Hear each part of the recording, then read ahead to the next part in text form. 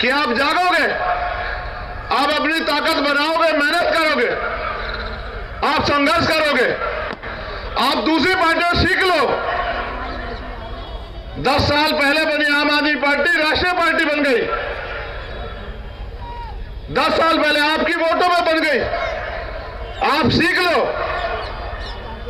उनके पास कुछ नहीं है, बेस वोट भी नहीं है। आप देखो कि आप कितने कमजोर बन गए उत्तर प्रदेश में, कि आप अपनी राजनीतिक हैसियत मजबूत नहीं कर पा रहे हो। मैं तो इस लड़ाई को लड़ रहा हूं आप सबके सहयोग से। मुझे यह भी नहीं पता कि कहां से कौन सी गोली इस बार मेरे सीने के पार जाएगी, नहीं पता है मुझे। और यहां जो लोग खड़े हैं, उत्तर प्रदेश में तो कई हत्या ऐसे हुई, मीडिया के रूप में चले आए और गोली मार के हत्या करके चले गए। और ये पता होने के बावजूद हमारे पुलिस के साथी वहां बैठ के देखो कुर्सी पर आराम से बैठे। आप समझो उनके लिए आपकी जीवन की कोई अहमियत नहीं है। आपको समझ आता है नहीं आता है?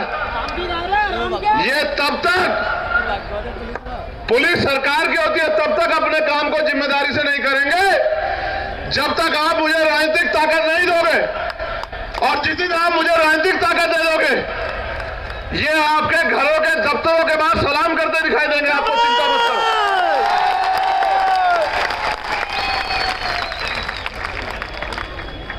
अगर यहां कोई घटना घट जाए, इनको कोई मतलब नहीं है। इनको यह नहीं पता कि जो तनख्वाह इनको मिली है वो हमारे टैक्स की है, ये जो इतने लोग बैठे उनके टैक्स की है। आपको संविधान की ताकत को समझना चाहिए। मेरे लोगों, बैठ जाओ, उनकी तरफ ध्यान हटाओ, उनसे मेरी बात पे ध्यान लाओ। आपको संविधान की ताकत को समझना चाहिए। ये संविधान आपको शक्ति बनाने का अवसर देता है 5 साल बाद। अभी आपके आज लोक विधानसभा के चुनाव दूर हैं, लेकिन आपको तैयारी अभी से करनी है लोकसभा और विधानसभा की। आपको अभी से मेहनत करनी है।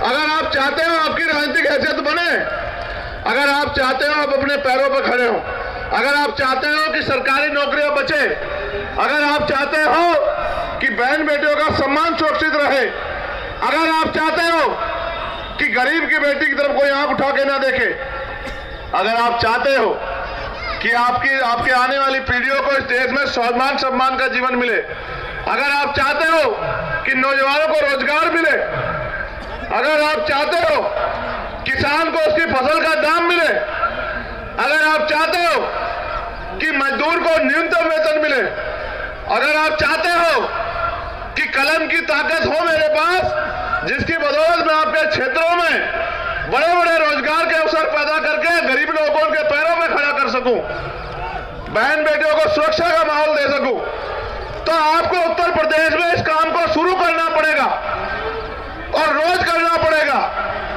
हर दिन 2-4 घंटे मेहनत करनी पड़ेगी अपनी राजनीतिक पार्टी को ताकत देने के लिए। आपको लापरवाही बंद करनी पड़ेगी। आप दूसरे नेताओं की तरह जो धन बल की राजनीति कर रहे हैं, आप कुर्ते डांट के नहीं घूम सकते हो, आप बड़ी बड़ी सुंदर सुंदर जैकेट पहन के नहीं घूम सकते हो। अगर ये इसमें घूमना चाहते हो तो पहले इतनी हैसियत भी बनाओ, उनका दिखावा मत करो। वो तो धन्ना सेठ है, उनके बड़े बड़े करोड़पति साथी है, आपका क्या साथी है? मैं अभी चुनाव में होकर आया हूं। वो तो अच्छा हुआ कि भाई हनुमान जी बेनीवाल ने इतने साधन उनके समाज ने जुटाए थे, उनके संगठन ने, कि हमने हेलीकॉप्टर से वहां प्रचार कर लिया। आप सोचो, मैं सवाल छोड़ रहा हूं, उत्तर प्रदेश में जब चुनाव होगा, एक विधानसभा से दूसरी विधानसभा में जाने में समय लगेगा, प्रचार में 15 दिन का समय होगा। कैसे होगा प्रचार? ऐसा थोड़ा ही है। भाजपा के लोगों पर तो बहुत पैसे हैं, कांग्रेस के लोगों पे, समाजवादी वालों पे भी बहुत पैसे हैं, वो तो चले जाएंगे। मैं कैसे जाऊंगा? आप कहोगे आओ आओ प्रचार कर दो, रैली कर दो, कैसे आऊंगा? वो ऐसा थोड़ा है कि हमारी नई पार्टी है, हमें कहेंगे 15 ऐसा थोड़ा होगा। हमें भी उतने कम दिनों में अपने लोगों को तैयार करना पड़ेगा। इसलिए आपसे कहता हूं, अपनी पार्टी को जैसे आपने आज सहयोग किया है, थैली देके एक एक पैसा अपनी मेहनत की कमाई से पे बैक टू सोसाइटी, जो बाबा साहब कहते थे, एक एक पैसा जुटा के अपनी पार्टी को भी आर्थिक रूप से मजबूत करो कि आपकी पार्टी किसी के ऊपर निर्भर ना रहे, आपकी पार्टी धन बल से भी मजबूत हो और आपकी पार्टी संख्या बल पे भी मजबूत हो और आपकी पार्टी आगे भी बढ़े, क्योंकि आपकी पार्टी ही आगे उत्तर प्रदेश में समता, समानता, बंधुत्व, भाईचारे का माहौल देगी। आपकी पार्टी ही बाबा साहब अम्बेडकर के सपनों को साकार करेगी। आपकी पार्टी ही मान्यवर कांशीराम साहब के अधूरे सपनों को पूरा करेगी।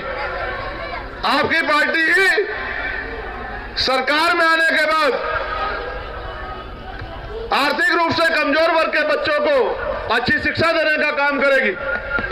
जो आर्थिक रूप से गरीब है, बीमारी होने पर उनको अच्छा इलाज दिलाने का काम करेगी और भारतीय संविधान की रक्षा करने का काम करेगी। अगर आज संविधान पे खतरा है, इसका मतलब जितने भी दल है भाजपा से अलग, वो अपना काम जिम्मेदारी से नहीं कर रहे हैं। जैसे 2 अप्रैल की जिम्मेदारी आपने अपने कंधों पे उठाई थी, ऐसे अपने इस आंदोलन की जिम्मेदारी भी आप अपने कंधों पे, सिर्फ मुंह दिखाई काम करोगे तो वही मिलेगा जो मिलता है। और अगर मेहनत से काम करोगे, ईमानदार से काम करोगे, संघर्ष करोगे, तो फिर आपके हाथ में ताकत आएगी। अब मैं आपसे पूछना चाहता हूं, मेरे आगरा के बाद क्षेत्रवासियों, क्या आप चाहते हो आजाद समाज पार्टी ताकतवर बने? दोनों हाथ उठा के बताओ, कौन बनाएगा ताकतवर इसे? जब तक आप मेहनत नहीं करोगे, ताकतवर कैसे बनेगी बताओ? क्या एक जाति एक धर्म से बन जाएगी? तो बहुजन समाज बनाओ। पाल, प्रजापति, कश्यप, जाट, गुर्जर, सैनी, निषाद, कुर्मी, यादव, मुसलमान, जैन, सिख, बौद्ध, ईसाई, सब भाइयों को इकट्ठा करो। दलितों की भी जो सब जातियां हैं, वाल्मीकि, पासी, धोबी, कोरी, खटीक, सबको इकट्ठा करो। जो बहुजन समाज है उन सबको इकट्ठा करके भाईचारा बनाओ, भाईचारा कमेटी बनाओ, सम्मान से वो करो और सदस्यता अभियान चलाओ। गली गली में, गांव गांव में सस्ता अभियान चलाओ और ताकतवर बनो, लोगों को जोड़ो। और जब संख्या बल तैयार हो जाए तो अपने बीच के व्यक्ति को जिता के विधानसभा भेजो, तब आपकी ताकत बनेगी। इस बार आप आगरा से संकल्प ले लो कि उत्तर प्रदेश से भी आपको हर हालत में अपने लोगों को लोकसभा और विधानसभा भेजना ही भेजना है। उसके लिए आप जो संगठन के लोग हैं उनको आज से लग जाना है, अपने बूथ सेक्टर तैयार करने हैं, विधानसभा कमेटियां दुरुस्त करनी है और वंचित वर्ग की सभी जातियों को इकट्ठा करके उनको संगठन में जिम्मेदारी देके उनके समाज को भी जोड़ के सम्मान का ख्याल रखते, अधिकारों का ख्याल रखते, उनको भी भाईचारा पैदा करके आगे बढ़ाना। जब आप ये काम करोगे तब आजाद समाज पार्टी मजबूत होगी और जब आजाद समाज पार्टी मजबूत होगी तो आप लोग मजबूत होंगे। इसलिए मैं अपनी बात को समाप्त करते हुए अभी भारतीय संविधान की प्रस्तावना यहां से पढ़ूंगा और आशा और उम्मीद करूंगा, आपसे भी आग्रह करूंगा कि आप खड़े हो जाएं अपनी जगह पे।